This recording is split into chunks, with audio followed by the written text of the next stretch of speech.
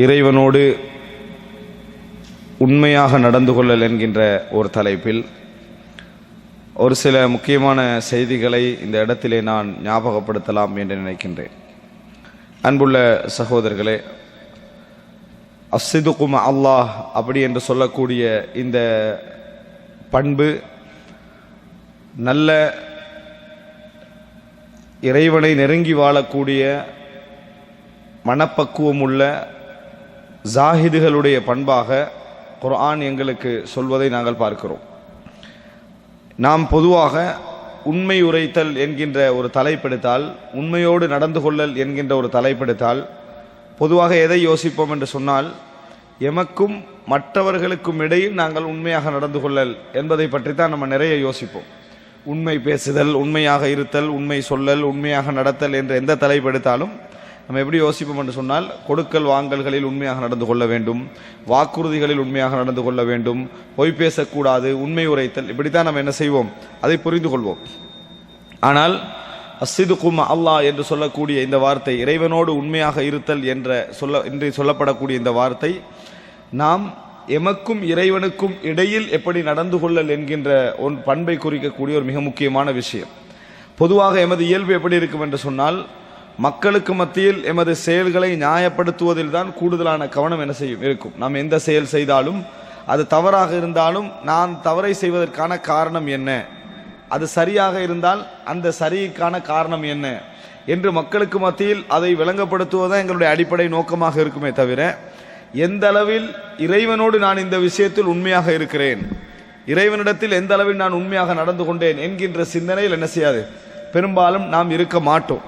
இதனால் தான் அஸ்ஸிதுகு அல்லாஹ், இறைவனோடு உண்மையாக இருத்தல் என்பது பற்றி ஒரு சில விஷயங்களை இந்த இடத்திலே நான் ஞாபகப்படுத்தலாம் என்று நினைத்தேன்.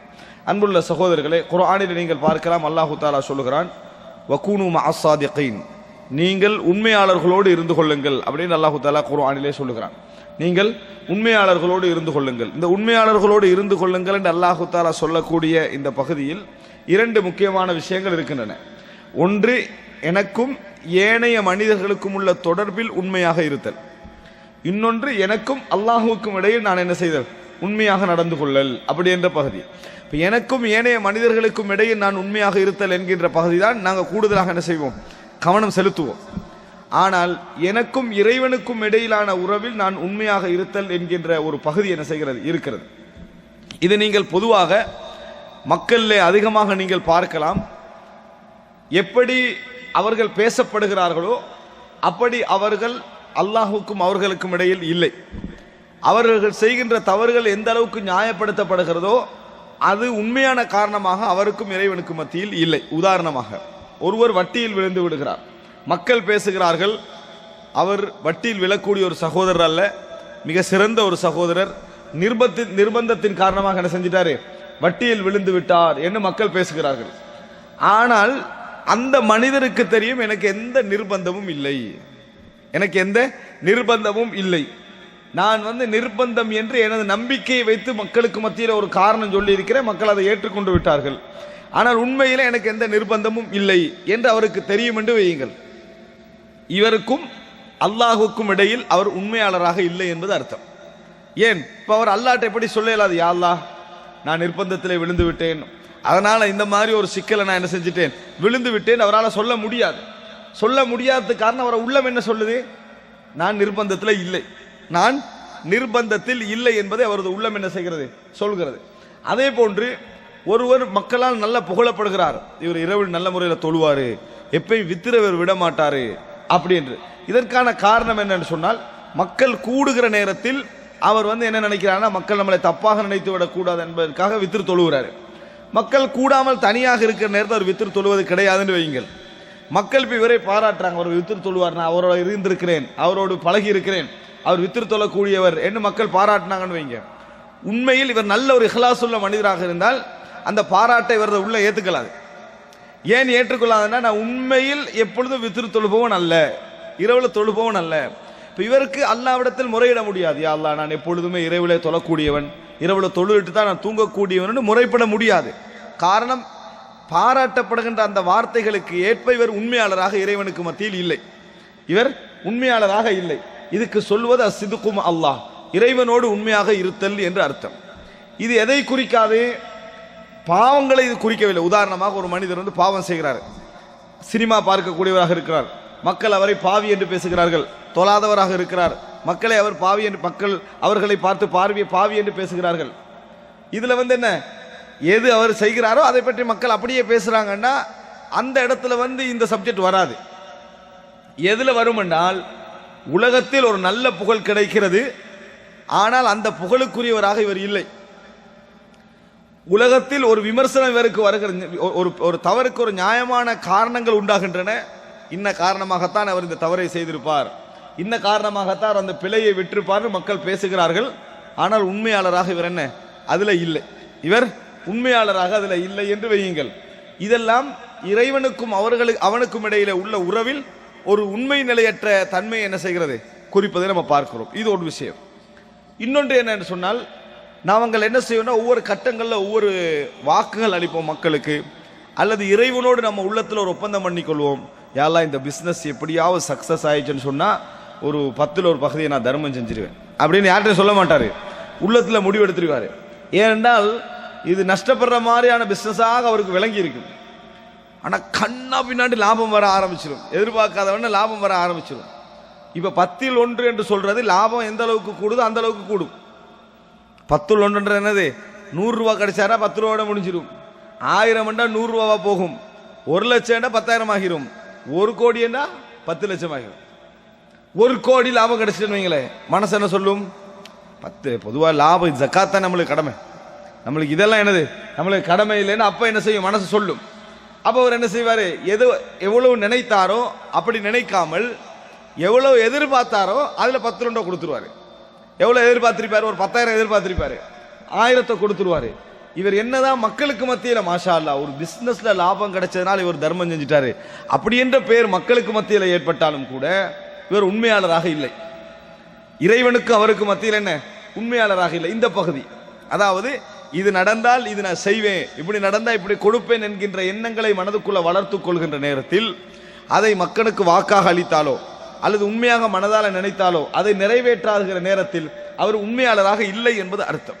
அப்ப எங்கெல்லாம் இது சுருக்கமாக நீங்க அதை விளங்குவதாக இருந்தால், எங்கெல்லாம் நீங்கள் இறைவனோடு உரையாடுகிற நேரத்தில் மக்கள் என்ன சொல்லிவிட்டாலும் உயர்த்தி விட்டாலும் தாழ்த்தி விட்டாலும் இறைவனோடு உரையாடுகிற நேரத்தில் உங்களுக்கு நெருடல் உண்டாகவில்லையோ, உங்கள் வார்த்தைகள்ல பேச்சுக்கள்ல நெருடல் உண்டாகவில்லையோ, உண்மையாக நீங்கள் இறைவனோடு பேசுகிறீர்களோ, அப்ப நீங்க இறைவனோடு உண்மையாளர்களாக இருக்கிறீர்கள். நீங்க பெரிய இறைச்சையம் உடையவராக இருக்க வேண்டிய அவசியம் கிடையாது. அதுக்கு இறைவனோடு நீங்க எந்த நிலையில இருக்கிறீர்கள் என்பதற்கு ஒரு பெரிய ஒரு செய்தியாக இருப்பதை நம்ம என்ன செய்ய வேண்டும், புரிந்து கொள்ள வேண்டும். எனவே அன்புள்ள சகோதரர்களே, இந்த இறைவனோடு உண்மையாக இருத்தல் என்பது ஒரு பெரிய ஒரு பகுதி, ஒரு சிறந்த ஒரு பகுதி என்பதை புரிந்து கொள்ள வேண்டும். உதாரணமாக பாருங்கள், பிரார்த்திக்கிற நேரத்தில் நிறைய பேருடைய பிரார்த்தனை இந்த பாவங்களை விடுவதில் அங்கீகரிக்கப்படாமல் இருப்பதை நம்ம பார்க்கிறோம். யா அல்லாஹ், நான் சினிமாவை என்னை சினிமாவை விட்டு என்னை தூரமாக்கு. நான் சினிமாவை நிறைய இளைஞர்களுடைய பிரச்சனை அதுதான், சினிமா விட்டு என்னை தூரமாக்கு, நான் இதுக்கு பின்னால சினிமா பார்க்க கூடாது அப்படின்னு என்ன செய்யறது, இறைவனிடத்தில் பிரார்த்தனை செய்வது. அதே போலதான் பொருளாதார விஷயத்துல இதுக்கு பின்னால் நான் இந்த ஹராமான பிசினஸ் என்ன செய்ய மாட்டேன் அப்படின்னு சொல்றது. ஆனாலும் அந்த துஆ என்ன செய்வதில்லை, அங்கீகரிக்கப்படாமல் இருப்பதை நம்ம பார்க்கிறோம். ஆனால் குர்ஆன்ல அல்லாஹ் தஆலா சொல்றான், அம்மை யுஜீபுல் முத்தர்ர இதா தஆஹு, நிர்பந்திக்கப்பட்ட நிலையில் வேறு வழி இல்லாமல் இறைவனிடத்திலே, அதாவது நிர்பந்திக்கப்பட்டிருக்கிறாரே, தான் எப்படியாவது அதிலிருந்து விடுதலை பெற வேண்டும் என்பதற்காக இறைவனிடத்தில் பிரார்த்திக்கிற நேரத்தில் இறைவன் என்ன செய்யறான், அதை அங்கீகரித்து அதை அவருக்கு, அதாவது அந்த துன்பத்தை நீக்குகிறான் என்று அல்லாஹ் தஆலா வாக்களிக்கிறான். யாருக்கு? முல்தர், நிர்பந்திக்கப்பட்ட நிலையில் உள்ளவர். இந்த பாவத்தை விட முடியாமல் போராடி அதை விடுதலைக்காக போராடி இறைவனிடத்தில் பிரார்த்திக்கின்றவனும் நிர்பந்திக்கப்பட்ட நிலையில் உள்ளவர் தான். ஆனா ஏன் துஆ கபூல் ஆகுதில்லை தெரியுமா? அவர் பிரார்த்தனையில் உண்மையாளராக இல்லை.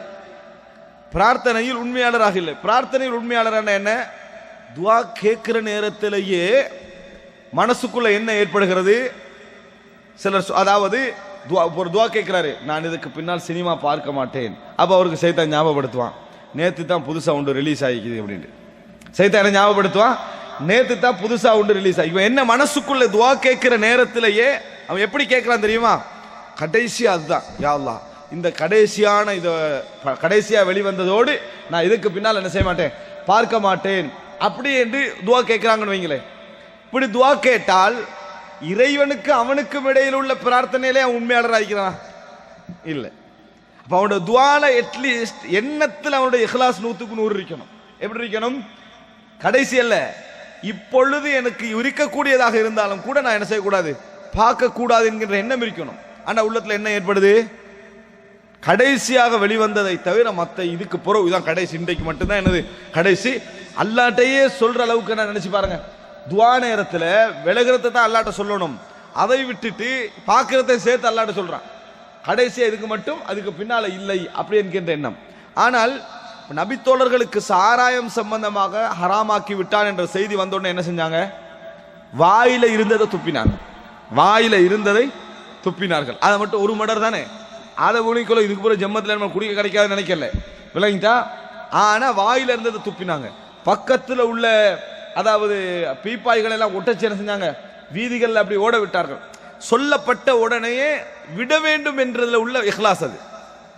அப்ப எப்பொழுதும் நம்ம செஞ்சமா இல்லையா என்பது இரண்டாவது அம்சம். செய்வதற்கு முன்னால் உள்ளத்துக்கும் இறைவனுக்கும் உள்ள தொடர்பு 100க்கு 100 இஹ்லாஸாக இருக்கும். நம்ம செய்கிறோம் என்பது இரண்டாவது அம்சம், நம்ம செய்ய கிடைக்கவில்லை என்பது இரண்டாவது அம்சம். உண்மை நிலையில் நம்ம இறைவனோடு இருந்தோமா, பேசுகிற நேரத்தில் உரையாடுகிற நேரத்தில் நம்ம உண்மை நிலையில் இருந்தோமான்னு கேட்டால் நிறைய பேர் அங்கேயே ஃபெயிலியராக இருக்கிறது நம்ம என்ன செய்கிறோம் பார்க்கிறோம். அல்லாஹ்விடத்தில் துஆ கேட்கிற நேரத்தில் நான் இந்த பிசினஸ்ல இருந்து முழுமையாக விடுதலை பெறுவேன் என்று சொல்ற நேரத்திலேயே நிறைய பேர் எப்படி மனசுல வச்சுட்டாங்க தெரியுமா, இந்த வீக் மார்க்கெட் வந்து கொஞ்சம் அப்பாக இருந்தால் அதை மட்டும் விட்டுட்டு மற்றபடி என்ன செய்வேன், கடைசியாக அந்த பிசினஸை மட்டும் முடிச்சிட்டு நான் விடுதலை ஆகுவேன் என்பதை என்ன சொல்லுது, இஹ்லாஸாக அவர் இல்லை. ஆனா யூசுப் அலைஹிஸ்ஸலாம் என்ன வார்த்தை சொன்னாரு, அதாவது நான் சொல்லுவதற்கு இவர்கள் கட்டுப்படாது விட்டால், நான் அழைக்கின்ற விபச்சாரத்துக்கு இவர்கள் கட்டுப்படாது விட்டால் லயுஸ்ஜனன், அவர் சிறையில் அடைக்கப்படுவார். விபச்சாரம் செய்ததற்காக சிறையில் அடைக்கப்பட மாட்டாரு, எதற்காக வேண்டி, செய்யாமல் இருந்தால் அடைக்கப்படுவார். வலயகூனம் மினஸ் சாகிரீன். இப்ப அவரு அரண்மனையில் இருக்கிறார், அப்ப அவர் இழிவடைந்த நிலையில் சிறைச்சாலையில் என்ன செய்வார், ஈரிப்பார் அப்படின்ற வார்த்தை என்ன செய்யறாரு சொல்லுகிறார். அதுக்கு யூசுப் அலைஹிஸ்ஸலாம் என்ன பதில் சொன்னாரு, கால ரப்பிஸ் சிஜ்னு அஹப்பு இலைய மிம்மா யதுஊனனி இலை. யா அல்லாஹ், இவர்கள் அழைக்கக்கூடிய இந்த பாவத்தை விட சிறைச்சாலை எனக்கு மிகவும் சிறந்தது அப்படின்னு சொன்னாரு. இது அவர் இப்படி வார்த்தை நிறைய பேர் சொல்லுவாங்க, எனக்கு உசுறு போனாலும் பரவாயில்ல, நான் அந்த பாவத்தை ஒரு நாள் கிட்ட நெருங்க மாட்டேன், உயிர் போனாலும் பரவாயில்ல இந்த வட்டியில நான் போக மாட்டேன், உயிர் போனாலும் பரவாயில்ல சிறுக்கின் பக்கம் தலை வைத்து படுக்க மாட்டேன், இப்படி சொல்ற நேரத்தில் உள்ளத்துக்கும் அந்த நாவுக்கும் 100க்கு 100 வீத சம்பந்தம் இருக்கணும். அதான் உண்மை நிலை என்று சொல்வது. இப்ப யூசுப் அலைஹிஸ்ஸலாம் சொல்ற இப்ப வார்த்தைக்கு சொல்லிட்டு வாழ்க்கையில நடக்கிற நேரத்தில் ஓடுறதல்ல. சிறைச்சாலை போனால் நான் விட மாட்டேன் நேரத்தில் சிறைச்சாலை போற நிலைமை வந்துட்டேன், என்னது நான் ஒரு வசனத்துக்கு சொன்ன இப்படி நிலைமை ஆகும்னு நினைக்கலன்னு என்ன செய்யக்கூடாது, போகக்கூடாது. யூசுப் அலைஹிஸ்ஸலாம் என்ன சொல்றாரு, கால ரப்பிஸ் சிஜ்னு அஹப்பு இலைய மிம்மா யதுஊனனி இலை, இவர்கள் அழைப்பதை விட எனக்கு சிறைச்சாலை மிகவும் சிறந்ததுன்னு சொன்னாரு. அதே மாதிரி சிறைச்சாலையில் என்ன செஞ்சாரு, அடைக்கப்பட்டார். அந்த அடைக்கப்பட்ட நேரத்தில் அவர் ஒரு துளியும் என்ன செய்யல, அதுக்காக வேண்டி கலங்கள்ல எனக்கு இது சிறந்ததுன்னு நினைச்சார். அப்ப அன்புள்ள சகோதரர்களே, எப்போதெல்லாம் நீங்க இறைவனிடத்தில் அதாவது சில வாக்குகளை சொல்றீங்களோ அல்லது உண்மையான சில மனப்பதிவுகளை பகிர்ந்து கொள்றீங்களோ, அந்த நேரத்தில் இறைவன் என்ன செய்வான்டா, நீங்க 100 வாக்கு இறைவனுக்கு அழிச்சிங்கன்னு சொன்னா ஒரு 10ல் உங்களுக்கு சோதனை தரலாம், 100லையும் தரமாட்டான். இறைவன் இரக்கம் உள்ளவன். நம்ம மனிதன் வந்து பலகீனமானு தெரியும். நம்ம 100 விஷயத்துல இறைவனோட வாக்களிக்கிறோம்டா ஒரு 10ல் சோதனை தருவான், ஒரு 20ல் சோதனை தரலாம், ஒரு 30ல் சோதனை தரலாம். நான் ஒரு வார்த்தைக்கு சொன்ன சோதனை ஆகிட்டே நம்ம என்ன செய்யக்கூடாது, நினைக்க கூடாது. நம்ம உண்மையாளரிடத்தை அந்த இடத்தை நிரூபிக்கணும். நாங்கள் உண்மையாளர் என்பதை நிரூபிக்கணும். இப்ப இப்ராஹிம் அலைஹிஸ்ஸலாம், அல்லாஹு தஆலா இப்ராஹிம் அலைஹிஸ்ஸலாத்தை பார்த்து என்ன சொன்னா, அஸ்லிம், கட்டுப்படு, கட்டுப்படுங்கள், எனக்கு முழுமையாக சரணடைங்கன்னு சொன்னார்கள். அப்ப இப்ராஹிம் அலைஹிஸ்ஸலாம் பதில் சொன்னார், கால அஸ்லம் தூ, நான் கட்டுப்பட்டேன் அப்படின்னு வருது. அப்ப இறைவன் என்ன செய்யறா, அல்லாஹ் எப்படி சொல்றாருன்னா, வைதி பிதலா இப்ராஹிம ரப்புஹு, இறைவன் இப்ராஹிமை சோதிக்க ஆரம்பிச்சான். எந்த அளவுக்கு சோதிக்க ஆரம்பிச்சான், குழந்தையை அதாவது குர்பானி கொடுப்பது போல கனவு காண்டால், அது வஹி, இறைவனுடைய செய்தி, நீ செய்வீங்களா என்பதை இறைவன் என்ன செய்யறான், பார்க்கிறான் என்பதை பார்க்கிறோம். அதை செஞ்சாரா இல்லையா என்பது இரண்டாவது அம்சம். செய்யற இடத்துக்கு போகக்கூடிய மனோநிலை இவருக்கு இருக்குதா இல்லையா? அதான் அல்லாஹ் டெஸ்ட் பண்ணா. இல்லாட்டி கொடுத்தாரா இப்ராஹிம் அலைஹிஸ்ஸலாம் குர்பானி? கொடுக்கல. அங்க போனாரான்னு அல்லாஹ் பார்க்கறான். உள்ளத்துல ஒரு உண்மையாக இருந்தாரா? வகூனு மஅஸ்ஸாதிகீன். எனவே அன்புள்ள சகோதரர்களே, இவ்வளவு நான் சொல்வதற்கான காரணம், இறைவனுக்கும் எமக்கும் மத்தியிலான உறவை நாம் சரிப்படுத்த முயற்சிக்கிறோமா என்பதுதான். இது இன்னும் சொல்வதாக இருந்தால், இவர் பொறுமையாளர், இவர் கோபக்காரர் அல்ல, மிகவும் பொறுமையாளர், நல்ல அகலாக்குடையவர் என்று மக்கள் பாராட்டுறாங்க. ஆனா உண்மையிலேயே அவர் மக்கள் சொல்லுகின்ற அளவில் இவர் அகலாக்குள்ளவர் இல்லைன்னு வைங்க, அந்த அளவுக்கு பொறுமையாளர் இல்லைன்னு வைங்க, என்ன நடக்கும்? எங்கேயோ ஒரு இடத்துல அது வெளிப்படுத்திடும். ஒரு இடத்துல, முக்கியமான ஒரு இடத்துல வெளிப்பட்டுன்னு வைங்களேன், மனுஷன் எப்படி பேசுவான்? நான் இயற்கையில் எனக்கு இப்படி கோபம் வராது, நீங்க பேசின பேச்சுக்கு எந்த பொறுமையாளருக்கு என்ன செய்யும்? கோபம் வரும் என்று கண்ணா பின்னாடி ஏசிடுவார். ஏசி முடிச்சுட்டு வீட்டுக்கு போன என்ன ஞாபகம் வரும்? நம்ம கூட பேசிட்டோம், கூடுதலாக ஏசி விட்டோம், நான் நம்ம உண்மையிலே நமது கோபக்காரன் என்ற செய்தி வரைக்கும் என்ன செஞ்சுட்டு வெளியாகிட்டேன்னு உள்ளம் உறுத்தும். உள்ளம் உறுத்தினா என்ன? ஒரு முஃமின் என்ன செய்யணும் தெரியுமா? யா அல்லாஹ், இந்த மாதிரி நம்மளுக்கு வெளியாகுது என்று சொன்னால் நான் உண்மையிலேயே ஒரு பொறுமையாளனாக இல்லை என்பதனால தான் என்ன செய்யுது இந்த மாதிரி நடக்குது. எனவே எனக்கு உண்மையான பொறுமையை தாண்டி இறைவனுக்கும் அவருக்கும் இடையில் உள்ள உறவைத்தான் சரிப்படுத்த முயற்சிக்கணும். ஆனா நிறைய பேர் என்ன செய்வாங்க தெரியுமா? அதை சரிப்படுத்த முயற்சிக்க மாட்டாங்க. எங்க கோவப்பட்டமோ அங்க போய் நியாயப்படுத்த தான் ட்ரை பண்ணுவாங்க. அங்க போய் என்ன செய்வாங்க தெரியுமா? பொதுவாக எனக்கு இப்படி கோபம் வராது, நான் எப்பயுமே எங்க வீட்டிலே நீ கேட்டு பாருங்க, நல்ல பொறுமையாளவன் நான், இந்த இடத்துல எனக்கு அப்படி வந்துட்டு, அது நேற்று நான் சூழல் அந்த மாதிரி ஒரு பிசினஸ் பிரச்சனையில இருந்தது, அதனால தான் அப்படி வந்துட்டு, தவறா நினைச்சிருவானான்னு அதை எட்ஜஸ்ட் பண்ண தான் பார்ப்பார்களே தவிர, நமக்கு ஏன் இப்படி வந்தது, இந்த கோபம் ஏன் வந்தது, அப்படி என்றால் எனக்கும் இறைவனுக்கும் இடையிலான அந்த உறவில் என்னது, இங்க ஏதோ ஒரு பலகீனம் இருக்க போய் தான் பலகீனம் ஒரு இடத்துல என்ன செய்து வெளிப்படுகிறது, அப்படி நினைக்க மாட்டான். எனவே எப்பொழுதும் எமக்கும் இறைவனுக்கும் மத்தியில் உள்ள உறவை சரிப்படுத்துவதில் தான் நாங்கள் மிக கவனமாக இருக்க வேண்டுமே தவிர, மக்களுக்கு எமக்கு மத்தியில் உள்ள உறவை சரிப்படுத்துறது நம்ம கவனமாக இருக்கக்கூடாது. ஹதீஸ் என்ன சொல்லுது என்றால், இறைவனுக்கு எமக்கு மத்தியில் உள்ள உறவை யாரெல்லாம் சரிப்படுத்துகிறார்களோ அல்லாஹ் மக்களுக்கு அவருக்கு இடையில உள்ள உறவை என்ன செஞ்சிருவான்? சரிப்படுத்திடுவான். அவர் உண்மையாளத்தை நிரூபிச்சிருவான். இங்க மட்டும் யார் முயற்சி எடுக்கிறார்? மக்களுக்கு அவருக்கு இடையில உள்ள அந்த உண்மை நிலை யார் முயற்சி எடுக்கிறாங்களோ அது இறைவனுக்கு அவருக்கு இடையில என்ன செய்யும்? பாதிப்பை என்ன செய்யும்? ஏற்படுத்தும். எனவே வகூனு மஅஸ்ஸாதிகீன், நீங்கள் உண்மையாளர்களில் இருந்து விருங்கள் அப்படி என்று சொன்னால் இதுதான் அர்த்தம் என்பதை நீங்க என்ன செய்ய வேண்டும்? புரிந்து கொள்ள வேண்டும். எப்பொழுதும் எமது பார்வை, எமது விளக்கம் எல்லாமே இறைவனுக்கும் எமக்கும் இடையே நாம் உண்மையாளராக இருக்கிறோமா என்பதில் தான் மிக கூடுதலான கவனமாக இருக்க வேண்டும். அது அர்த்தம் என்ன தெரியுமா? மக்கள் கேட்குறாங்கன்னு வைங்களேன், நீங்க ஏன் இப்படி செய்றீங்கல்ல, இந்த மாதிரி ஏன் நீங்க உரிய நேரத்துக்கு தொழுறீங்கல்ல, இல்லை சுன்னத் தொழுறீங்களா கேட்டோன்னே, இது பாருங்க, உங்களுக்கு நான் பதில் சொல்ல வேண்டிய அவசியம் இல்லை, இறைவனுக்கு எனக்கு இடையில உண்மையா இருந்தா போதும்னு அப்படி சொல்றதுக்கல்ல. மக்கள் சுட்டி காட்டப்படுகிற நேரத்தில் இறைவனுக்கு எமக்கு மத்தியில் உண்மையாளராக இருப்பதற்கான ஒரு வழியை அல்லாஹு தஆலா திறக்கிறான் அர்த்தம் அதுக்கு. என்ன, அதன் மூலம் அப்படி கேள்வி வர நேரத்தில் மட்டும்தான் என்ன செய்யலாம், நம்மளால மாற முடியும். எடுத்திருந்து பதில் சொல்வதற்கான விளக்கம் அல்ல இது. ஆனால் எமக்கும் மக்களுக்கும் இடையிலான உறவை நிறைய யோசிப்பதை விட எப்பொழுதும் அல்லாஹுக்கும் எமக்கும் இடையிலான உறவை தான் நம்ம என்ன செய்யணும்? நிறைய யோசிக்கணும். ஆனா நீங்க பார்க்கலாம், மக்கள் எப்பொழுதும் மக்களுக்கு நியாயப்படுத்துவதிலும் மக்களுக்கு விளக்கம் சொல்லதான் கூட கவனம் எடுப்பார்களே ஒழிய, நமக்கு ஏன் நம்மளுக்கு இறைவனுக்கும் இடையில உள்ள உறவு தூய்மையாக இருக்கவில்லை என்பதை யோசிப்பதில் நிறைய பேர் கவனம் செலுத்துவது கிடையாது. அதனால் அவர்கள் பூரணம் அடைவதும் இல்லை, என்பதை நம்ம என்ன செய்கிறோம்? பார்க்கிறோம். அன்புள்ள சகோதரர்களே, இப்போ உதாரணமாக நம் இதை இன்னும் புரிந்து கொள்வதற்காக ஒரு சில வரலாற்று உதாரணங்களில் நாம் என்ன செய்யலாம்? இதை நம்ம எடுத்துக்கொள்ளலாம். உதாரணமாக நம்ம பார்க்கலாம், அதாவது கஅப் இப்னு மாலிக் ரலியல்லாஹு அன்ஹு அவருடைய சம்பவம். கஅப் இப்னு மாலிக் ரலியல்லாஹு அன்ஹு அவருடைய சம்பவம் எங்களுக்கு சொல்லக்கூடிய செய்தி என்ன? உண்மை. கஅப் இப்னு மாலிக் சம்பவத்தை பொறுத்த வரைக்கும் நூற்றுக்கணக்கான பலன்கள், பிரயோஜனம் என்ன செய்யலாம்? நம்ம எடுக்கலாம். அதுல மிக பிரதானமான செய்தி என்னன்னு சொன்னால், கஅப் இப்னு மாலிக் என்ன சொல்றாருன்னா, வலகது ஊதீது ஜதலன், எனக்கு நிறைய விவாத அறிவு கொடுக்கப்பட்டிருந்தது. விவாத அறிவுன்றது என்ன? எந்த அளவுக்கு நம்ம உண்மை பேச முடியும் அந்த அளவுக்கு பொய்யை என்ன செய்யலாம்? உண்மை மாதிரி காட்டலாம். அந்த அறிவு எனக்கு கொடுக்கப்பட்டிருந்தது. நான் நிறைய பேருக்கு ரசூலுல்லாஹி ஸல்லல்லாஹு அலைஹி வஸல்லம் மன்னிப்பு என்ன செய்றாங்க? மன்னிப்பு கொடுத்து அனுப்புறாங்க. ரசூலுல்லாஹ் பொய் சொல்றாங்க, மன்னிப்பு கிடைக்குது, பொய் சொல்றாங்க, மன்னிப்பு கிடைக்குது. அவன் மக்களுக்கு மத்தியில் கௌரவம் நிக்குது. அப்படியே இப்ப கஅப் இப்னு மாலிக்கு என்ன செய்யறாங்க? பனு சலமா கோத்திரத்தினர், அவங்களுடைய கோத்திரத்தினர் என்ன சொல்றாங்கன்னா, நீங்களும் அவங்களை சொன்ன மாதிரி நீங்களும் சொல்லிடுங்க அப்படின்னு சொல்லிடுறாங்க. இவருக்கு மனசுல போராட்டம் இருந்துகிட்டே இருக்குது. கடைசியில் என்ன முடிவு வச்சா நான் உண்மையை தான் சொல்லுவேன் அப்படின்னு ரசூலுல்லாஹ் கிட்ட போய் உண்மையை சொல்றாங்க. அல்லாஹ்வின் தூதரே, நான் வராமல் இருந்ததுக்கு என்ன காரணம்? இந்த பொருளாதாரம் தான். சொத்து விஷயத்தில் எனக்கு ஏற்பட்ட அந்த தாழ் அப்படி நினைச்சேன், வரணும் நினைச்சு அப்படி என்ன செஞ்சுட்டேன், நான் நின்று விட்டேன்னு காரணத்தை சொல்றார்.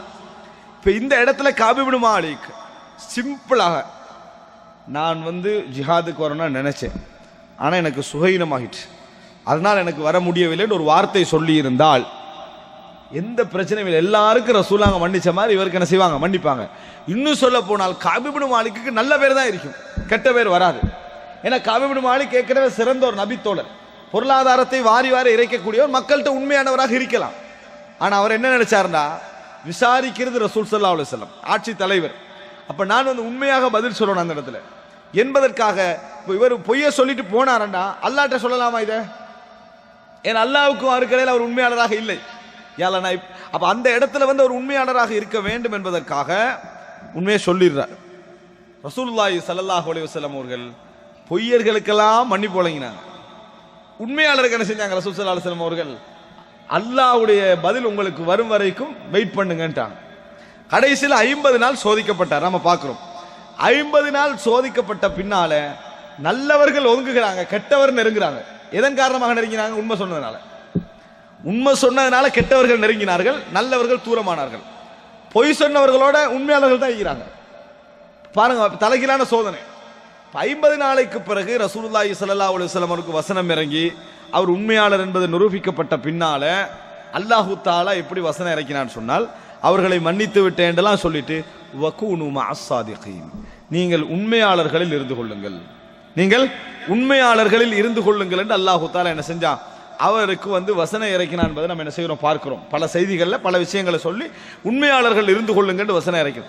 அப்ப இங்க மிக முக்கியம் என்னன்னா, நம்ம எப்பயும் மக்கள்கிட்ட ஒரு விஷயத்தை சொல்லிட்டு தனியாக இறைவனோட துவா கேட்கிற இடம் இருக்குது, அப்ப நம்ம மனசு குறுகுறுக்கு. ஏன்? நம்ம உண்மையாளராக இல்லையே. அப்ப இறைவனோட நம்ம துவா கேட்க முடியாது, இறைவனத்தில் பேச முடியாது, இறைவனத்தில் மன்னிப்பு கேட்க முடியாது. காரணம் என்ன? பொய். மக்களிடத்தில் நம்ம பொய் என்ன செய்திருக்கிறோம், சொல்லி இருக்கிறோம் என்று சொன்னால் நம்ம இறைவனுக்கு மத்தியில் உண்மையாளராக இருக்க முடியாது. இறைவனுடைய விஷயங்களில் உளரீதியாக உண்மையான காரணங்களோடு நம்ம என்ன செய்யணும், இருக்க வேண்டும் என்பதைத்தான் இந்த செய்தி சொல்வது நம்ம என்ன செய்கிறோம், பார்க்கிறோம். எனவே அன்புள்ள சகோதரர்களே, கஅப் இப்னு மாலிக்குடைய செய்தி, அதுக்கு பின்னால் கஅப் இப்னு மாலிக் என்ன செய்கிறார் என்று சொன்னால், அல்லாஹ்வின் தூதரே, அல்லாஹு தஆலா எனக்கு வழங்கிய தௌபாவின் காரணமாக என் முழு சொத்திலிருந்தும் நான் வெளியாகிறேன் சொன்னார். என் முழு சொத்திலிருந்தும் நான் வெளியாகிறேன், அல்லாஹ் எனக்கு தௌபாவின் காரணமாக வெளியாகிறேன்னு சொன்னார். இதுல கூட உண்மையாளராக இருக்கணும். வார்த்தையில நம்ம சொல்லுவோம், ரசூல் ஸல்லல்லாஹு அலைஹி வஸல்லம் அப்படி வானான்னு சொல்லுவாங்கிறதுக்காக என்ன செஞ்சிடக்கூடாது, சொல்லிடக்கூடாது. உண்மையாளராக அவர் சொல்றார். ரசூல் சொல்றார், அம்சிக் பஅத மாலிக், சில சொத்துக்களை மட்டும் நீங்க என்ன செய்யுங்க, உங்களுக்கு பிடிச்சிக்கங்க, சில சொத்துக்களை மட்டும் தக்க வைத்துக் கொள்ளுங்கள், மற்றதை என்ன செய்யுங்க, தர்மம் செய்யுங்க என்று சொன்னான்னு பார்க்கிறோம். அதுக்கு பின்னால கஅப் இப்னு மாலிக் ஒரு முடிவுக்கு வரார். நான் சாதாரணமான விஷயங்களில் கூட பொய் சொல்வது கிடையாது, சாதாரணமான விஷயங்களில் கூட பொய் சொல்வது கிடையாது என்கின்ற ஒரு முடிவுக்கு என்ன செய்யறார், வாரார். அதனால கஅப் இப்னு மாலிக் சொல்றார், வலகது புதுலிது ஃபில் கதிப், பொய் விஷயத்தில் நான் சோதிக்கப்பட்டிருக்கிறேன், மக்கள் சோதிக்கப்படாத அளவுக்கு என்ன செஞ்சுக்கிறேன், நான் சோதிக்கப்பட்டிருக்கிறேன் அப்படின்னு என்ன செய்யறாரு, கஅப் இப்னு மாலிக் சொல்றார். அப்ப எனவே அன்புள்ள சகோதரர்களே, இயன்ற அளவுக்கு மக்களுக்கும் எங்களுக்கும் இடையிலான உறவை சரிப்படுத்துவது நம்ம எப்படி முயற்சிக்கிறோமோ அதைவிட கூடுதலாக அல்லாஹுக்கும் எங்களுக்கும் இடையிலான அந்த உண்மை மனோநிலை, உண்மையாக இருக்கிறோம் என்கின்ற மனோநிலையை நாங்கள் என்ன செய்ய வேண்டும், நிறைய முயற்சிக்க வேண்டும் என்பதை புரிந்து கொள்ள வேண்டும். அடுத்த ஒரு செய்தியை பாருங்கள் சகோதரர்களே. ஜாபிர் ரலியல்லாஹு தந்தை அப்துல்லா ரலியல்லாஹு அன்ஹு அவர்கள், இதுவும் நம்ம ஏற்கனவே சொன்னது போல உதாரணம் என்ன, உண்மை என்பது நடந்த விஷயங்களை சரிப்படுத்துவதிலும் தான், நடக்க போகிற விஷயங்கள் நம்ம அளிக்கக்கூடிய வாக்கிலும் தான். பொதுவாக எங்களுக்கு ஏற்படக்கூடிய சோதனையில பொறுமைன்ற என்ன, ஒரு தவா காலத்துக்கு போயிருப்போம், அங்க பிரச்சனைகளை எதிர்பார்த்திக்க மாட்டோம், ஆனா பிரச்சனை அங்க வந்திருக்க நம்ம பொறுமையாக இருந்திருப்போம். ஒரு கொள்கைக்குள்ள நம்ம நுழைந்திருப்போம், ஒரு உறுதியான ஒரு முடிவு எடுத்திருப்போம், என்னென்ன சோதனை வரும் நம்மளுக்கு விளங்கி இருக்காது, ஆனா நம்ம என்ன செஞ்சிருப்போம், அந்த சோதனையில் அகப்பட்டிருப்போம், பொறுமையாக இருந்திருப்போம். ஆனா நபித்தோழர்கள் அப்படி இல்லை, நாளை இன்ன சோதனை வரும் என்று எதிர்பார்த்தார்கள், அந்த சோதனையில் நான் பொறுமையாக இருப்பேன் என்று எதிர்பார்த்தார்கள். அந்த மார்க்க ரீதியான சோதனைகளில் நான் இன்னென்ன விஷயங்களை கடைபிடிப்பேன் வாக்களித்தார்கள், அதுல உண்மையாக இருந்தார்கள். யாரெல்லாம் உண்மையாக இருக்கவில்லையோ அவர்களுக்கு அல்லாஹ் வசனம் இறக்கினா, லிம தகூலூன மா லா தஃஅலூன், நீங்கள் செய்யாததை ஏன் சொல்கிறீர்கள். இதை நிறைய பேர் எதுக்கு யூஸ் பண்றாங்கன்னா, ஒருவர் சிகரெட் குடிக்கிறாரு, மற்றவங்களுக்கு போய் சிகரெட் குடிக்க வானான்னு சொல்றாரு, இதுக்கு தான் இந்த வசனம் நினைக்கிறேன், அதுக்கல்ல. அந்த வசனம் எதுக்கு வந்து சொன்னால், யா அல்லாஹ் எங்களுக்கு ஜிஹாதை கடமையாக்கு நபி தோழர்கள் நிறைய பேர் சொல்லிக்கிட்டு இருந்தாங்க. ஜிஹாது கடமையாக்கிறோன்னு என்ன சொன்னாங்கன்னா, ரப்பனா லிம கத்தப்த அலைனல் கிதால், யா அல்லாஹ் ஏன் நீ யுத்தத்தை கடமையாக்கினாய் அப்படின்னு என்ன செஞ்சாங்க சொன்னாங்க. ஏன் ஜிஹாது களம் என்றது நினைச்ச மாதிரி இல்லை, ஜிஹாது கடமையாக்குன்னு சொல்றது. கடமையாக்கினோன்னு என்னது, யா அல்லாஹ் ஏன் கடமையாக்கினான்னு கேட்டாங்க. லிம தகூலுன மாலா தஃஅலூன், நீங்கள் செய்யாததை ஏன் சொல்கிறீர்கள், உங்களுக்கு செய்ய இயலாது, அப்படியே சொல்றீங்க, நீங்க உண்மையாளராக இல்லை என்பதை அல்லாஹ் தஆலா என்ன செய்யறார், அந்த இடத்துல சொல்லி காட்டுகிறார். எனவே எப்பொழுது நம்ம ஒரு விஷயம் செய்ய, மக்களுக்கு அளிக்கிற வாக்கு இதை சொல்லல, இறைவனுக்கு நம்ம அளிக்கிற வாக்கு இருக்குது, அதில் நம்ம உண்மையாளராக என்ன செய்யணும், இருக்க வேண்டும். எனவே அன்புள்ள சகோதரர்களே, இதுல என்ன பார்க்கணும்னா, அப்துல்லா ரலியல்லாஹு அன்ஹு அவர்கள் மரணப்படுக்கையில வச்சு ஜாபிர் ரலியல்லாஹு அன்ஹு சொல்றாங்க, இன்னி அரானி மக்தூலன் ஃபி அவ்வலி மா யுக்தலு மின் அஸ்ஹாபின் நபி ஸல்லல்லாஹு அலைஹி வஸல்லம், நாளைக்கு கொல்லப்படுகின்றவர்களில் உஹது யுத்தத்தில் முதலாவது நான் கொல்லப்படுவேன் என்று நினைக்கிறேன் என்றான். முதலாவது கொல்லப்படுவேன் நினைக்கிறேன், அவருடைய நோக்கம் என்ன, நான் யுத்த களத்தில் முன் வரியில இருந்து போராடுவேன், நான் போராட்டத்தில் என்ன செய்வேன், நான் மரணிக்க வேண்டும் என்பது அவரது எண்ணம். பிறகு யுத்த காலத்துக்கு வந்து கடைசி வரையில இருக்கிறது அல்ல, எண்ணத்தில் அப்படி இருக்கும். பிறகு யுத்த காலத்துக்கு வந்து என்ன செய்யறது, கடைசி வரையில இருக்குது, அப்படி இருப்பது அல்ல. எப்படி அல்லாஹ்விடத்தில் நம்ம ஒப்பந்தம் பண்றோமோ அதே மாதிரி பிராக்டிகலா வெளிப்படணும். அப்ப அவர் சொல்றாரு, ஃபி அவ்வலி மா யுக்தலு மின் அஸ்ஹாபின் நபி ஸல்லல்லாஹு அலைஹி வஸல்லம், நபித்தோழர்களில் கொல்லப்படுகின்றவர்களில் நான் முதன்மையானவராக இருப்பேன் என்று நினைக்கிறார். ஃபஸ்தௌசி பி அஹ்வாத்திக கைரா, உங்கள் சகோதரிகளோடு சிறந்த முறையில் நடந்து கொள்ளுங்கள். ஃபஇன்ன அலைய தைனன் ஃபக்தி, எனக்கு ஒரு கடன் இருக்கிறது, அதை நீங்கள் அதாவது அந்த கடனை கழித்து விடுங்கள், எனக்கு பின்னால் நபி அவர்களுடைய உயிருக்கு அடுத்ததாக உங்களைத்தான் நான் பெருமதியானவராக விட்டு செல்கிறேன் என்று சொல்றாரு ஜாபிர் ரலியல்லாஹு அன்ஹு அவர்கள். ஃபலம்மா அஸ்பஹனா ஃபகான மிம்மன் குத், அதாவது மிம்மன், அதாவது குத்தில யாரெல்லாம் ஆரம்பமாக கொல்லப்பட்டார்களோ அவர்களில் ஜாபிர்களுடைய தந்தை இருந்தார்கள் சொல்றாங்க. காலையில யுத்தம் நடந்த பொழுது முதலாவது கொல்லப்பட்டவர் யாரு, ஜாபிர், அவங்க தந்தை அப்துல்லா.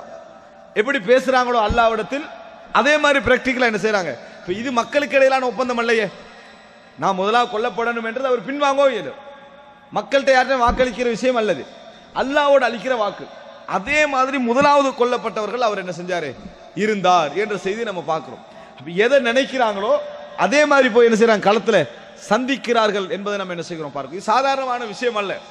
அப்துல்லா இப்னு சுபைர் ரலியல்லாஹு அன்ஹு அவர்கள் அந்த மக்கா முற்றுகையின் பொழுது என்ன சொல்றாங்க, என்னோடு இருக்கக்கூடிய தோழர்கள் அதிகமானவர்கள் லைஸ ஐந்தஹும் இல்லா சப்ரு ஸாஅ, ஒரு கண நேரம் தான் பொறுத்துக் கொள்வாங்க, மற்றபடி பொறுமையுடையவர்கள் யாரும் என்னோடு இல்லை என்றாங்க. காரணம் யுத்த களம் அப்படித்தான், பின் ஓட செய்யக்கூடிய நிலைமையில தான் இருக்கும். இப்போ உஸ்மான் ரலியல்லாஹு அன்ஹு அவர்கள் பிந்தியோடைய யுத்தம் தான் உஹது யுத்தம்.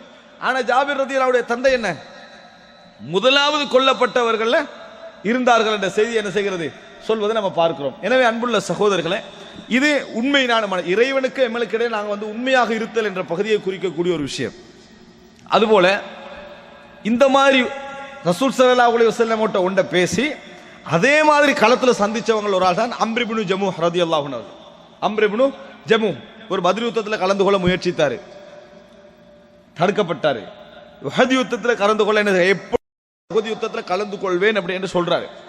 ரசூலுல்லாஹி ஸல்லல்லாஹு அலைஹி வஸல்லம் அவர்கள்ட்ட அவர் முடமானவராக வந்து ரசூலுல்லாஹ்கிட்ட கேட்கிறாங்க, அல்லாஹ்வின் தூதரே, நான் யுத்தத்தில் கலந்து கொண்டால் இந்த முடமான கால் ஆரோக்கியமான நிலை, இந்த காலால் நான் சொர்க்கத்தில் நடப்பேனான்னு கேட்டாங்க. சொர்க்கத்தில் நான் நடப்பேனா என்று கேட்டார்கள். ரசூலுல்லாஹி ஸல்லல்லாஹு அலைஹி வஸல்லம் ஆம் என்று சொன்னார்கள்.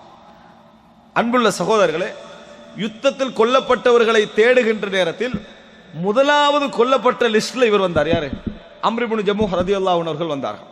கொல்லப்பட்டவர்களிலேயே முதலாவது ஆரம்பமாக கொல்லப்பட்டவர்கள் அம்ர் இப்னு ஜமூஹ் ரலியல்லாஹு அன்ஹு வராங்க. எப்படி பேசினாங்களோ அப்படி நடந்து கொண்டாங்க. மக்கள்கிட்ட வாக்களிச்சா நிறைவேற்றணும், அதுல சந்தேகமே கிடையாது. ஆனால் இறைவனோடு அளிக்கக்கூடிய வாக்கில் நாங்கள் எப்படி நடந்து கொள்ளோம்னா, அல்லாஹ் தானே மன்னிப்பான், பிரச்சனை இல்லை என்ற மாதிரி நடந்து கொள்வோம். ஆனால் இறைவனுக்கு கொடுத்த வாக்கில் வகூனு மஅஸ்ஸாதிகீன், உண்மையாளர்களாக நீங்கள் இருந்து கொள்ளுங்கள் என்கின்ற அடிப்படையில் அவங்க நடந்து கொண்டாங்க. ரசூலுல்லாஹ் அவங்க நினைச்சாங்கன்னு சொன்னா யுத்தத்துக்கு வராம இருக்கிறான் திருப்பி. கால் முடம் எல்லாம் நேற்று கொஞ்சம் ஆர்வமா இருந்தேன்னா பரவ எனக்கு என்னது அந்த மாதிரி சிந்தனை எல்லாம் போயிட்டு சொல்லலாம். ஆனா அங்க என்ன இல்லாம போயிடும், இறைவனுக்கு அவருக்கும் இடையில உள்ள உண்மை நிலை இல்லாம போயிடும். இறைவனிடத்தில் அளிக்கக்கூடிய வாக்கில் உண்மை நிலையாக என்ன செய்யணும், இருந்து கொள்ளணும். வகூனு மஅஸ்ஸாதிகீன், உண்மையாளர்களோடு இருந்து கொள்ளுங்கள். அப்போ அவர் ரசூலுல்லாஹி ஸல்லல்லாஹு அலைஹி வஸல்லம் அவர்கள் அவருடைய ஜனாசாவை முன்வைத்துக் கொண்டு சொன்னார்கள், கன்னி அராக தம்ஷி பிரிஜ்லிக ஹாதிஹி ஃபில் ஜன்னா, இந்த காலுடன் நீங்கள் சொர்க்கத்தில் நடப்பதை நான் பார்ப்பது போல இருக்கிறது என்று சொன்னார்கள். இந்த காலுடன் நீங்கள் சொர்க்கத்தில் நடப்பதை நான் பார்ப்பது போல இருக்கிறது அப்படின்னு சொன்னார்கள். அப்ப அன்புள்ள சகோதரர்களே, உண்மை, அதாவது சித்க் என்கின்ற ஒரு பகுதி என்ன செய்கிறது, இருக்கிறது. அப்ப அன்புள்ள இந்த மாதிரியான போராட்டங்களை நீங்க என்ன செய்யலாம், நபித்தோழர்கள்ட்ட நிறைய காணலாம். ரசூலுல்லாஹி ஸல்லல்லாஹு அலைஹி வஸல்லம் அவர்கள் ஒரு கிராமப்புறவாசி இஸ்லாத்தை ஏற்றுக்கொள்கிறார். இஸ்லாத்தை ஏற்றுக்கொண்ட பின்னர், அதாவது அவர் ரசூல் ஸல்லல்லாஹு அலைஹி வஸல்லம் அவருக்கு யுத்தத்தில் ஒரு பொறுப்பு ஒப்படைக்கிறார்னா, ஒரு சில தோழர்களை பாதுகாக்கிற பொறுப்பு, யுத்த காலத்தில் படையினரை பாதுகாக்கிற ஒரு பொறுப்பு இருக்குமே, அந்த பொறுப்பு அவர்களுக்கு ஒப்படைக்கப்படுகிறது. அவர் இல்லாத ஒரு நேரத்தில் ரசூலுல்லாஹ் என்ன செய்யறாங்கன்னா, கனிமத்து கொஞ்சம் எடுத்து இவருக்கு கொடுங்க என்று சொல்லி தோழர்கள்ட்ட கொடுத்துட்றாங்க. யாருக்கு கொடுங்க, அந்த கிராமப்புறவாசியை கொடுத்துருங்கன்னு சொல்லி. கிராமப்புற அவர் வாராரு, கொஞ்சம் லேட்டாகி வந்த நேரத்தில் கேட்குறாங்க, இவங்க கொடுக்குறாங்க, ரசூலுல்லாஹ் உங்களுக்கு இந்த கனிமத்தெல்லாம் தந்தாங்க அப்படின்ட்டு. அவர் அதெல்லாம் வாங்கினார். எடுத்துட்டு ரசூலுல்லாஹி ஸல்லல்லாஹு அலைஹி வஸல்லம் அவங்கள்ட்ட போகிறாங்க. ரசூலுல்லாஹ் கிட்ட போய் சொல்கிறாங்க, மா அலா ஹாதா அஸ்லம்து, இதுக்காக நான் இஸ்லாத்திற்கு வரவில்லை, இதற்காக நான் இஸ்லாத்துக்கு வரவில்லை. இன்னமா அஸ்லம்து அன் உர்மா இலா ஹுனா ஃபஉக்தல் ஃபஅத்குலல் ஜன்னah, நான் இஸ்லாத்தை ஏற்றுக்கொண்டதெல்லாம் அம்பு என் தொண்டையில் பாய்ந்து, இப்படி காட்டி சொல்றாரு, என் உயிர் போய் சொர்க்கத்திற்குள் நுழைவதற்காகத்தான் நான் இஸ்லாத்தை ஏற்றுக்கொண்டேன். இது கடமை இல்லை, ஆனா அவருடைய உள்ளத்துல அதான் இருந்தேன்னு அவர் சொல்றாரு ரசூலுல்லாஹி ஸல்லல்லாஹு அலைஹி வஸல்லம். ரசூலுல்லாஹ் உலகத்தை கொடுக்குறாங்க, கனிமத்தை கொடுக்குறாங்க, சொத்தை கையில கொடுக்குறாங்க. அப்ப சொல்றாங்க, இன்னமா அஸ்லம்து அன் உர்மா இலா ஹுனா ஃபஉக்தல ஃபஅத்குலல் ஜன்னah, அம்பு என் தொண்டைக்குழியில் ஏவப்பட்டு நான் கொல்லப்பட்டு சொர்க்கம் நுழைவதற்காகத்தான் நான் இஸ்லாத்தை ஏற்றுக்கொண்டேன். இந்த மாதிரி வார்த்தைகள் வந்து நிறைய பேர் சொல்லலாம். அப்ப ரசூலுல்லாஹி ஸல்லல்லாஹு அலைஹி வஸல்லம் அவரை பார்த்து சொன்னாங்க, இன் தஸ்துகில்லாஹ யஸ்துக், நீங்க இப்போ உண்மையாக இதை சொல்லி இருந்தால், உண்மையாக நீங்கள் இதை பேசி இருந்தால், அல்லாஹ்வும் உங்களை உண்மைப்படுத்துவான் அப்படின்னு ரசூலுல்லாஹ் சொல்லிட்டாங்க. அல்லாஹ்வும் உங்களை உண்மைப்படுத்துவான் ரசூலுல்லாஹி ஸல்லல்லாஹு அலைஹி வஸல்லம் அவங்க சொல்றாங்க. ஒரு யுத்தம் நடக்கிறது, சுஹதாக்கள் கொண்டு வரப்படுகிறார்கள். அம்பு பாய்ந்த நிலையில் ஒரு மனிதர் கொண்டு வரப்படுகிறார். சஹீஹ் முஸ்லிம்ல புகார்ல வர செய்தி, கொண்டு வரப்படுகிறார். ரசூலுல்லாஹ் அவரை பார்த்து கேட்டாங்க, ஹுவன்னு கேட்டாங்க. எனக்கு முன்னால் அன்றைக்கு இது சொன்னாரே, தொண்டையில் அம்பு பாய்ந்து நான் கொல்லப்பட வேண்டும், சொர்க்கம் நுழைய வேண்டும் என்று சொன்னாரே, அவர் தானா இவர் என்று கேட்டாங்க. அப்போ வந்து சொன்னாங்க, ஆம் அல்லாஹ்வின் தூதர் அவர் தான். ரசூலுல்லாஹி ஸல்லல்லாஹு அலைஹி வஸல்லம் சொன்னார்கள், சதகல்லாஹ ஃபஸத்தகஹுல்லாஹ், அல்லாஹ்வோடு உண்மையாக நடந்து கொண்டார், அல்லாஹ் அவரை உண்மைப்படுத்தி விட்டான். அவர் அல்லாஹ்வோடு என்ன செஞ்சாரு, உண்மையாக நடந்து கொண்டார், அல்லாஹு தஆலா அவரை உண்மைப்படுத்தி விட்டான். அப்படின்ற அர்த்தம் என்ன, ஒரு மனிதன் ஆள் மனதிலிருந்து ஒரு விஷயத்தை இறைவனுக்கு வாக்களிப்பாராக இருந்தால், மக்களுடைய புகழ்ச்சிக்கு அல்லாமல் உண்மையாக அவர் பேசுறாரு, மக்கள் எதுவும் சொல்லலாம், உண்மையாக அவர் நடந்து கொள்றார் என்றால் அல்லாஹ் அவரை உண்மைப்படுத்துவார். அல்லாஹு தஆலா அவரை உண்மைப்படுத்தினார். அம்ர் இப்னு ஜம்முடைய சம்பவம் அதைத்தான் சொல்லுது, ஜாபிர்லாவுடைய தந்தையுடைய சம்பவம் அதைத்தான் சொல்லுகிறது, இந்த கிராமப்புறவாசியுடைய சம்பவம் என்ன செய்து அதைத்தான் சொல்லுகிறது. அளிக்கிற வாக்கில், இறைவனுக்கு அளிக்கிற வாக்கில், நம்ம இங்க பேசுவது மக்களோடு உண்மையாக நடத்தல், மக்கள்கிட்ட உண்மை பேசுதல், மக்கள்கிட்ட வாக்களித்தல் என்ற பகுதி அல்ல. அது வாக்கு எவ்வளவு கடமை, அவருடைய பாரதூரங்கள் நம்ம பேசி இருக்கிறோம்.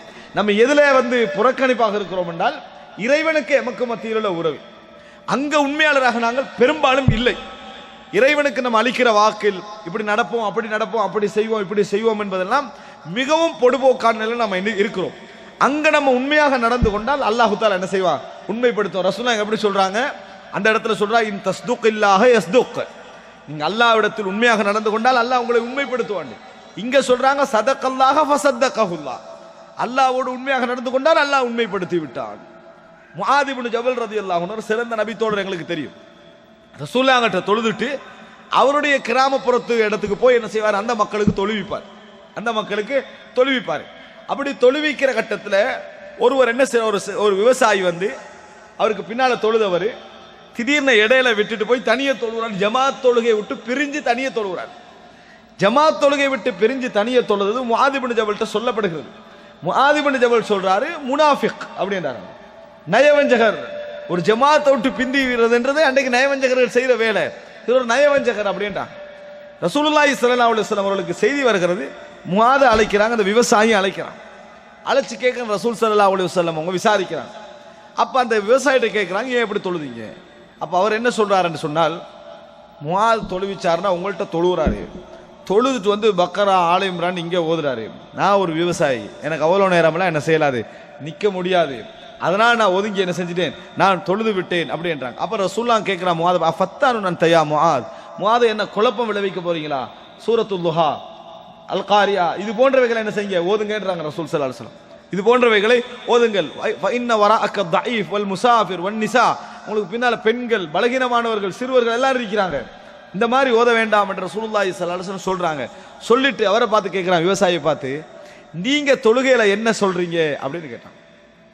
அப்போ அவர் சொல்றாரு, லா ஆரிஃபு தந்தனதக வலா தந்தனத முஆத், நீங்க என்ன முணுமுணுக்கிறீங்க, முஆத் என்ன முணுமுணுக்கிறான்னு எனக்கு தெரியாது. நீங்க என்ன பேசுற, அவர் பேசுற மெத்தட் பாருங்க, அவர் கிராமப்புறவாசி, நீங்க என்ன பேசுறீங்க, அவர் என்ன பேசுனா எனக்கு தெரியாது. நான் கேட்கறதெல்லாம் அல்லாஹ்விடத்துல சொர்க்கத்தை கேட்கிறேன், நரகத்தை விட்டு பாதுகாவல் தேடுகிறேன் அப்படின்னு சொல்றாரு.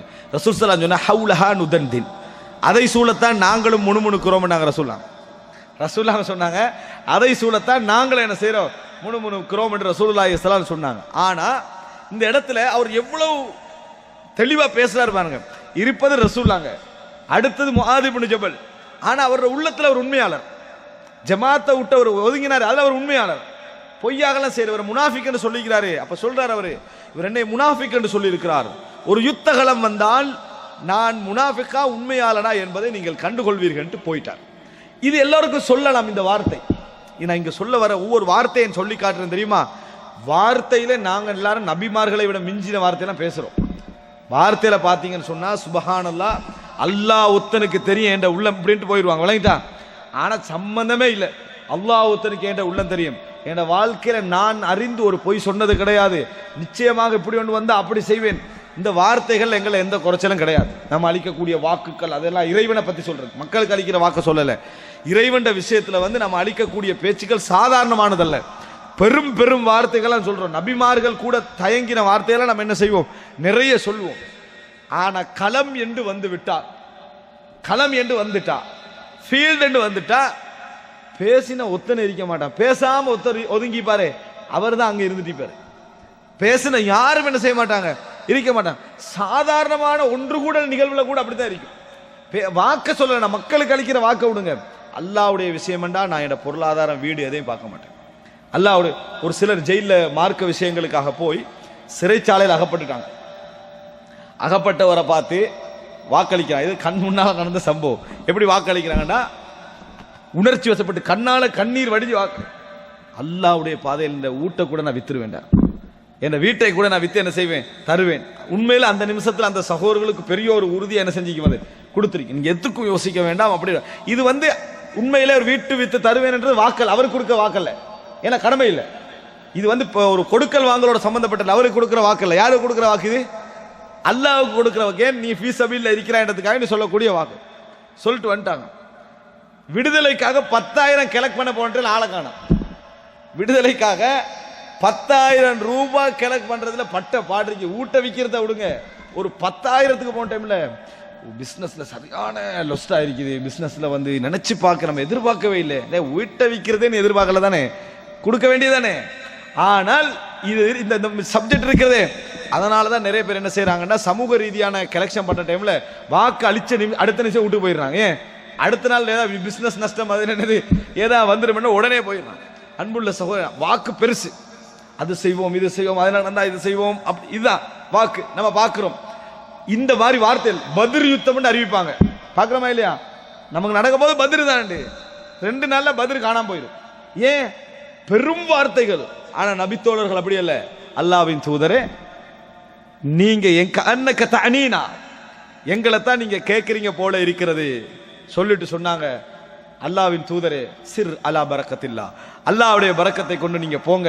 வலவ் அமர்தனா ஃபலவ் இஸ்தஅரதனா ஹாதல் பஹ்ரு ثم அமர்தனா அன் நகூத ஃபீஹி லகுத்னா அமாமக். அல்லாஹ்வின் தூதரே, நாங்கள் போகின்ற வழியில் இந்த கடல் குறுக்கிட்டு நீங்கள் அதில் எங்களை மூழ்க சொன்னாலும் உங்கள் கண் முன்னால் நாங்கள் மூழ்குவோம் அல்லாஹ்வின் தூதரே என்று சொன்னார்கள். அதே மாதிரி நடந்தார்கள்.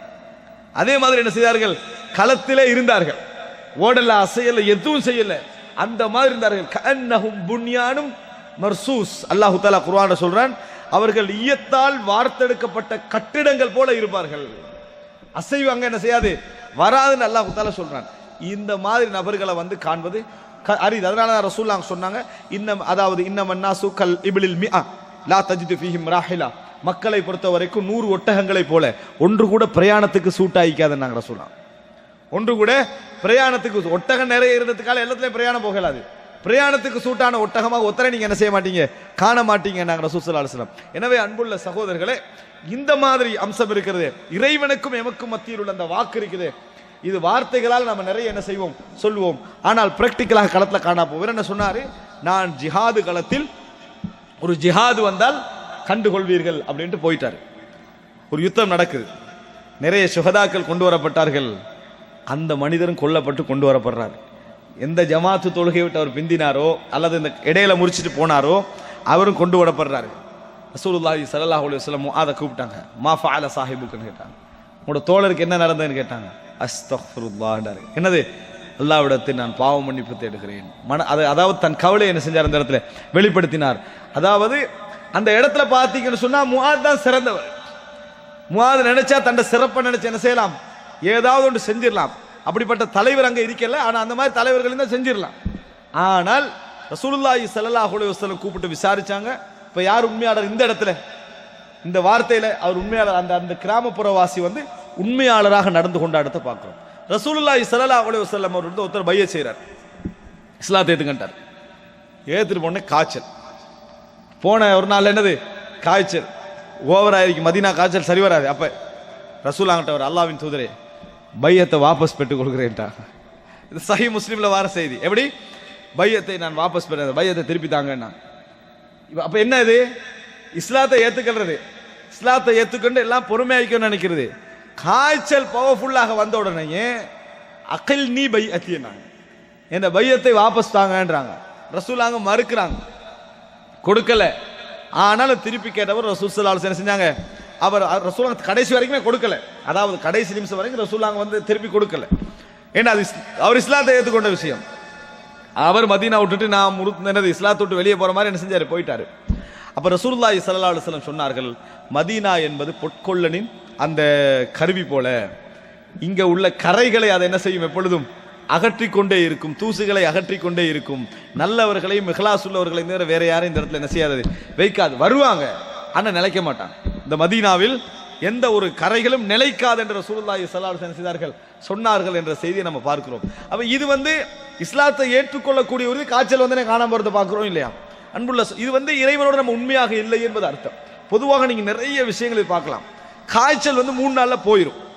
பொதுவாக நோய்கள் வந்தா ரசூலுல்லாஹ் என்ன சொல்றாங்க, லா யமூத்தன்ன அஹதுக்கும் இல்லா வஹுவ யுஹ்சினு தன்ன பில்லாஹ், உங்களில் எவரும் இறைவனோடு நல்லெண்ணத்தோடு அன்றி மரணிக்க வேண்டாம் அப்படின்னு ரசூலுல்லாஹி ஸல்லல்லாஹு அலைஹி வஸல்லம் சொல்றாங்க. இறைவனோடு நல்லெண்ணத்தோடு அன்றி நீங்கள் எவரும் மரணிக்க கூடாது அப்படின்னு ரசூலுல்லாஹி ஸல்லல்லாஹு அலைஹி வஸல்லம் அவர்கள் சொல்கிறார்கள். இப்ப 3 நாள் நோய் வருதுன்னு வைங்களேன், எங்கள் எல்லோருக்கும் இறைவனோட நல்லெண்ணம் தான் இருக்குது. ஏன்னா நம்மளுக்கு கன்ஃபார்மா தெரியும், 4வது நாள் இந்த காய்ச்சல் போயிடும், 4வது நாள் இந்த தலைவலி போயிடும். ஆனால் திடீர்னு ஒரு காய்ச்சல் வரும், 1 மாதம் 1.5 மாதங்கள் வரும். அப்ப நோய் விசாரிக்க போன நேரத்தில் சொன்ன வார்த்தைகள் எல்லாம் நீங்க கேட்டீங்கடா, இவ்வளவு பெரிய மார்க்கப்பட்டுள்ளவங்க இப்படி பேசுறாங்களான்னு. என்ன அல்லாஹ் தஆலா நம்ம பார்த்து ஏன் காய்ச்சல் தாரான்னு விளங்கல அப்படின்னா, இவ்வளவு பேர் இருக்க, நான் தர்மம் செய்கிறேன், 5 நேரம் தொழுகிறேன், நல்ல முறையில் தான் வாழ்றேன், எனக்கு பார்த்து அல்லாஹ் தஆலா இந்த காய்ச்சல் ஏதோ சோதனையாக இருக்கும் அப்படின்னு நினைக்கிறேன்.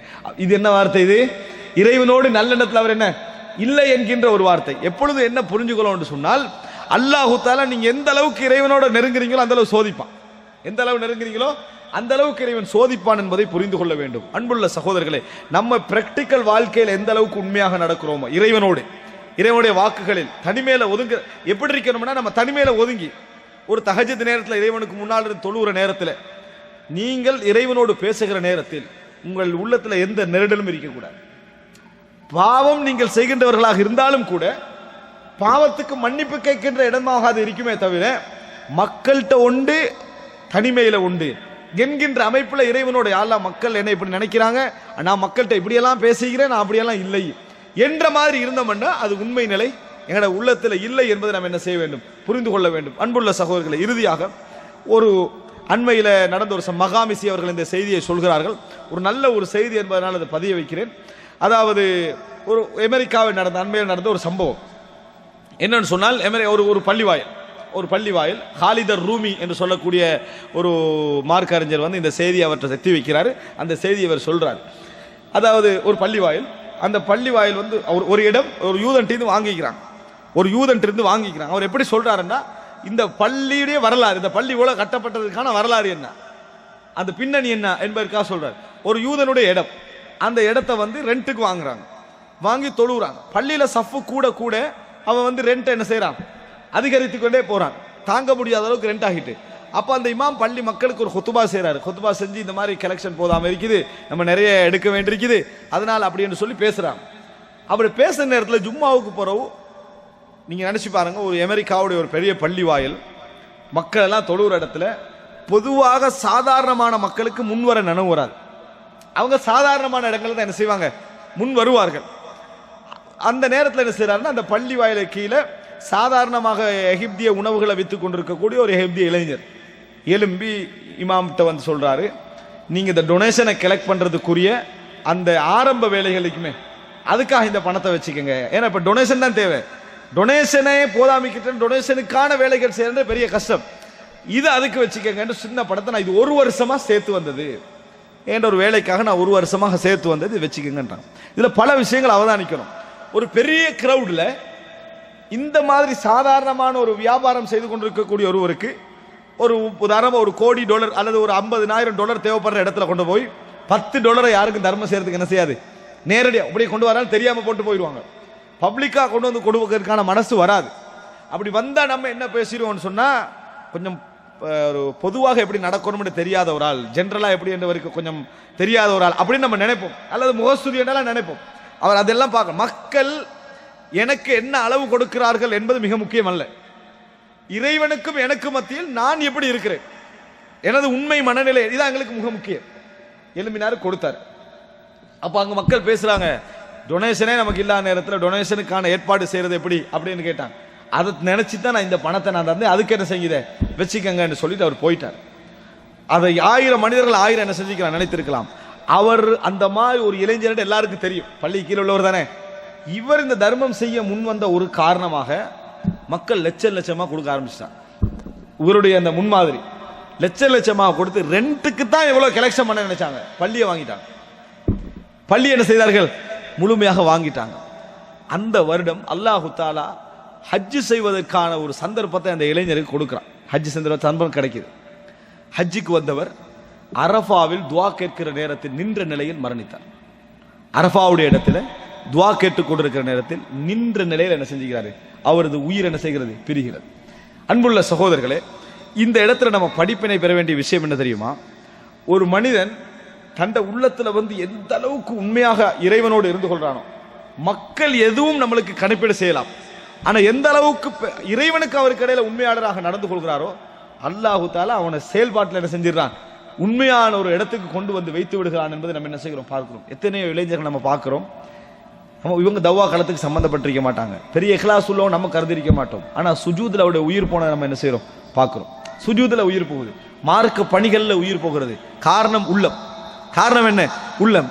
நம்ம ஹதீஸ்ல என்ன பார்க்கிறோம், ஒரு மனிதர் மரணிக்கிற நேரத்தில் என்ன சொல்றாரு, பெரும் பாவியா இருக்கிற மனுஷன் என்ன சொல்றாரு, நான் மரணித்தா என்னை கொண்டு போய் எரித்து காத்துல பறக்க விடுங்கள், அல்லாஹ் என்னை எழுப்ப மாட்டான்றாரு.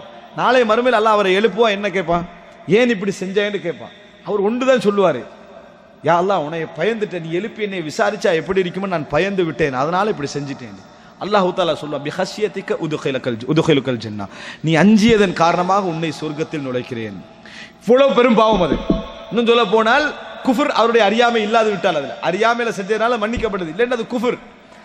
அப்படி இருந்தும் அல்லாஹ் என்ன செய்யறான், அந்த இடத்துல மன்னிக்கிறான்டா. இறைவன் பார்ப்பதெல்லாம் என்ன தெரியுமா, நாம் இறைவனிடத்தில் உண்மையில் உள்ள ரீதியாக உண்மையாளராக இருக்கிறோமா. மக்கள் நம்மளை எடை போடுவது என்பது ஒரு பிளஸ் தான், நம்மளை எடை போடுவதன் மூலம் எங்களை மாற்றிக்கொள்ள வேண்டும் உண்மை. ஆனால் எப்பொழுதும் நம்ம அதை அளவுகோலா எடுத்துடக்கூடாது. இறைவனுக்கும் எமக்கும் இடையே நாம் உண்மையாளராக இருக்கிறோமா என்பதுதான். இறுதியாக அபூபக்கர் ரலியல்லாஹு அன்ஹு அவர்கள் எப்பொழுதும் அவர் பாராட்டப்பட்டால் உடனே ஒரு வார்த்தை சொல்வார்கள், அல்லாஹும்ம லா துஆஹித்னி பிமா யகூலூன் வக்ஃபிர் லி மா லா யஅலமூன் வஜஅல் லி கைரம் மிம்மா யظنون. யா அல்லாஹ், இவர்கள் சொல்வதை வைத்து என்னை குற்றம் பிடித்து விடாதே, இவர்கள் சொல்வதை வைத்து என்னை குற்றம் பிடித்து விடாதே. ஏன், மக்கள் எப்பொழுதும் ஒருத்தரை பாராட்டிட்டாங்கன்னா எல்லா கயிறும் அவர் செஞ்சதா தான் சொல்லுவாங்க. வெறுத்துட்டாங்கன்னா எல்லா தீமைக்கும் அவர் தான் காரணம்டுவாங்க. இது மக்களுடைய இயல்பு, இது மக்களுடைய இயல்பு. அதனால அபூபக்கர் பதில் சொல்றாங்க, அல்லாஹும்ம லா துஆஹிதுனி பிமா யகூலூன். அவர்கள் சொல்வதை வைத்து நான் அந்த தகுதியில இல்லாமல் இருந்து அவர்கள் சொல்வதை வச்சு என்ன செஞ்சிடாதே, குற்றம் பிடித்து விடாதே. வக்ஃபிர்லி மா லா யஅலமூன். அவர்கள் நினைக்காத எத்தனையோ, அவர்கள் எண்ணாத எத்தனையோ பாவங்கள் நான் செய்திருக்கிறேன், அந்த பாவங்களை எனக்கு மன்னித்தருள்வாயாக. வக்ஃபிர்லி மா லா யஅலமூன் வஜஅல் லி கைரம் மிம்மா யதுன்னூன். அவர்கள் என்ன நினைக்கிறார்களோ அவர்கள் நினைப்பதை விட சிறந்த அந்தஸ்தை எனக்கு தருவாயாக என்று சொல்லி துஆ கேட்பார்கள் என்ற செய்தியை பார்க்கிறோம்.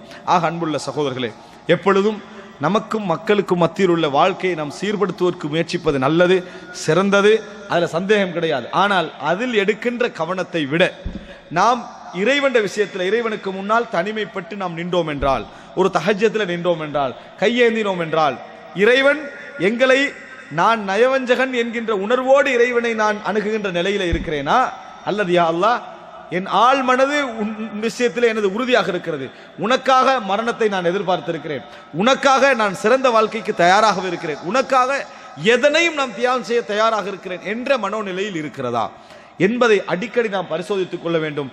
அதில் நாங்கள் உண்மையாக இருந்தால், எப்படி ரசூலுல்லாஹ் சொன்னாங்க, சதகல்லாஹ ஃபஸத்தகஹுல்லாஹ், அல்லாஹ்வோடு உண்மையாக நடந்தார், அல்லாஹு தஆலா உண்மைப்படுத்தி விட்டான் என்று வரக்கூடியது போன்று நம்மளுக்கும் ஒரு சிறந்த ஒரு மரணத்தை அல்லாஹு தஆலா தர வேண்டும் என்று கேட்டு முடித்துக் கொள்கிறேன். ஹாதா மா இந்தி வல் இல்மு இன்தல்லாஹ் வ கூலு கௌலி ஹாதா வஸ்தக்ஃபிருல்லாஹ் லி வ லக்கும். வஸ்ஸலாமு அலைக்கும் வ ரஹ்மத்துல்லாஹி வ பரகாத்துஹு.